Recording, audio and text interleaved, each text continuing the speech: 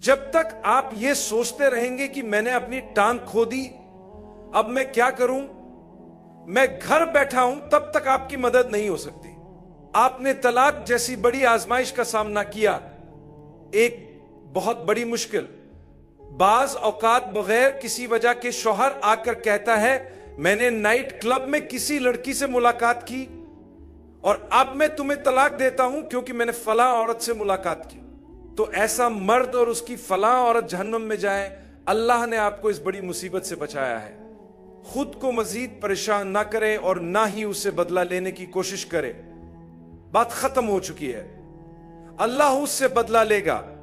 जब तक आप बदला लेना और हिसाब बराबर करना चाहेंगे, आप खुद को नुकसान पहुंचाएंगे। आप इस आजमाइश को बर्दाश्त नहीं कर सकेंगे। यह आपको मुतासिर करती रहेगी।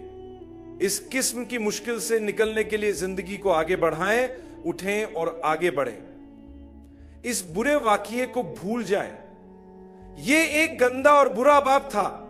शायद कोई अल्लाह का नेक बंदा आपसे निकाह करे और फिर आप सोचेंगी, या अल्लाह, मैं तेरा शुक्र अदा करती हूं कि मैंने तलाक का सामना किया, क्योंकि अगर ऐसा ना होता तो मैं इतने इज्जतदार इंसान से शादी ना कर पाती। बहुत से ऐसे वाकयात हैं जिनमें लोग आजमाइश के बाद बेहतरीन चीजें पाते हैं। आज एक खातून मुझसे कह रही थी, वल्लाह मेरी पहली शादी से पहले मैं दुआ करती थी कि या अल्लाह मुझे ऐसा शौहर दे, ऐसा ऐसा, और मेरी एक लंबी फहरिस्त थी। मैंने शादी की मगर मेरी हालत बदतरीन हो गई। मैंने अपनी पूरी कोशिश की लेकिन बात तलाक पर खत्म हुई। तलाक के बाद मैंने बड़ी मुश्किलात का सामना किया। खानदान के दबाव, समाज के ताने और बच्चे की वजह से खींचा ताने, यह सब बहुत मुश्किल था। लेकिन मैंने दुआ करना जारी रखा कि या अल्लाह, मैं जानती हूं कि तेरे पास मेरे लिए कोई मंसूबा है। कुछ लोग तलाक के बाद फैसला करते हैं कि वो दोबारा शादी नहीं करेंगे क्योंकि सब मर्द या सब औरतें खराब हैं। नहीं, ऐसा नहीं है। आप ये नहीं कह सकते कि सब लोग खराब हैं। फिर वो खातून कहती हैं, अल्लाह की कसम मैंने दोबारा शादी की और ये अल्लाह का मौजज़ा था, मेरी हर दुआ कबूल हुई। अल्लाह ने मुझे ये दिखाने के लिए किसी गलत इंसान से गुजारा ताकि मैं अच्छे और बुरे में फर्क समझ सकूं। आप गर्मी को नहीं जानते जब तक आप सर्दी को ना जाने। आप सर्दी को नहीं जानते जब तक आप गर्मी को ना जाने। अल्लाह आपको मुश्किलात से गुजारता है ताकि आप आसानी को पहचान सके। यही वजह है कि रसूल अल्लाह की हदीस है कि चाहे आप किसी भी मुश्किल से गुजर रहे हों, उन लोगों को देखें जो आपसे भी बदतर हालत में हैं। आपने अपना शोहर खो दिया, वो एक कार हादसे में इंतकाल कर गए, या आपने अपनी बीवी खो दी, वो कार हादसे, बीमारी या किसी और वजह से इंतकाल कर गई।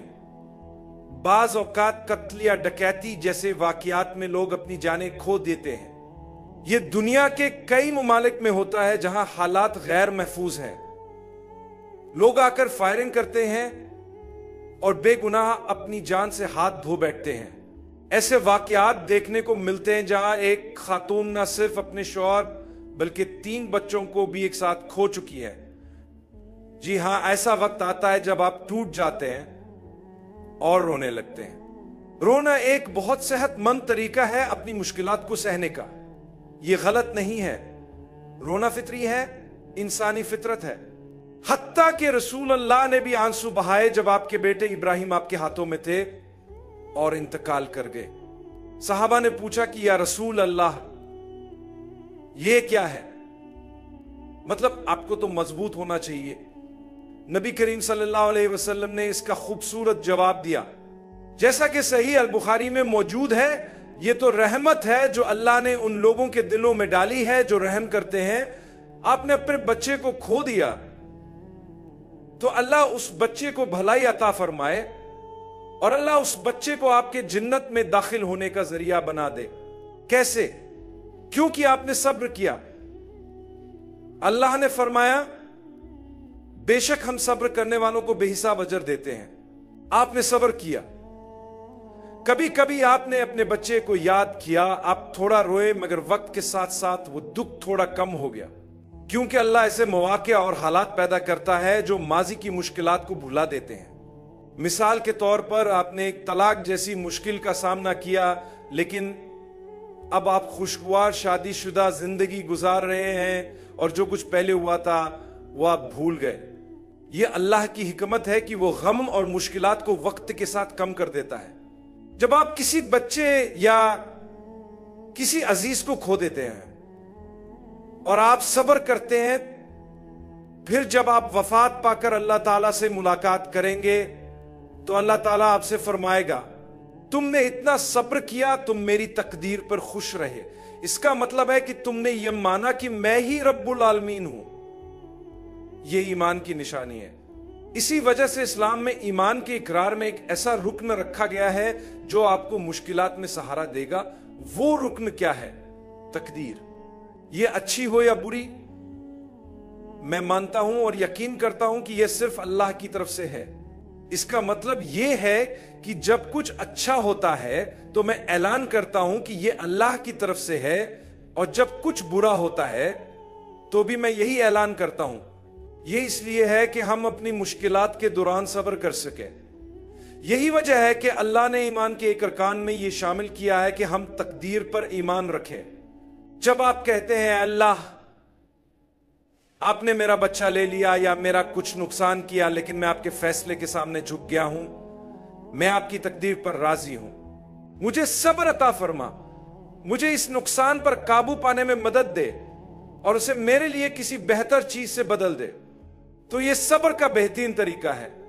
رسول اللہ پر جب بھی کوئی مشکل پیش آتی تو آپ فرماتے اِنَّا لِلَّهِ وَإِنَّا إِلَيْهِ رَاجِعُونَ، بے شک ہم اللہ کے ہیں اور بے شک ہم اسی کی طرف لوٹنے والے ہیں۔ اس دنیا میں کوئی چیز ہمیشہ کے لیے نہیں ہے۔ رسول اللہ نے ہمیں سکھایا کہ ہم اللہ سے مدد مانگیں، اس سے اجر کی دعا کریں اور کہیں اے اللہ مجھے اس مشکل سے گزرنے میں مدد دے اور مجھے اس کے بدلے میں اس سے بہتر چیز عطا فرما۔ جو کچھ آپ نے کھو دیا ہے اس سے بہتر چیزیں موجود ہیں۔ ان لوگوں کی زندگیوں کو دیکھیں، جیسا کہ میں نے ابھی کچھ لمحے پہلے ذکر کیا تھا، ان لوگوں کو دیکھیں جو آپ سے زیادہ مشکلات میں مبتلا ہے۔ ان لوگوں کو دیکھیں جو کیمپوں میں پیدا ہوئے تھے اور آج بھی وہ ان میں زندگی گزار رہے ہیں۔ ان لوگوں کو دیکھیں جن کی شادیاں مہاجر کیمپوں میں ہوئیں۔ ان ماؤں کو دیکھیں جنہوں نے بمباری سے بچتے ہوئے بچوں کو جنم دیا، اور بہت سی ایسی مثالیں ہیں۔ ہم نے ان کے مقابلے میں کچھ بھی نہیں دیکھا، وہ شدید مشکلات سے گزر رہے ہیں۔ اللہ ان کے لیے آسانی پیدا کرے۔ تو ان لوگوں کو دیکھیں جو زیادہ مشکلات میں ہیں، اور جب آپ ان کے لیے دعا کرتے ہیں تو فرشتے آپ کے لیے بھی دعا کرتے ہیں۔ اگر میں کہوں اے اللہ ان کی مدد فرما جو مصیبت میں ہے، تو فرشتے کہیں گے اے اللہ اس شخص کی بھی مدد فرما۔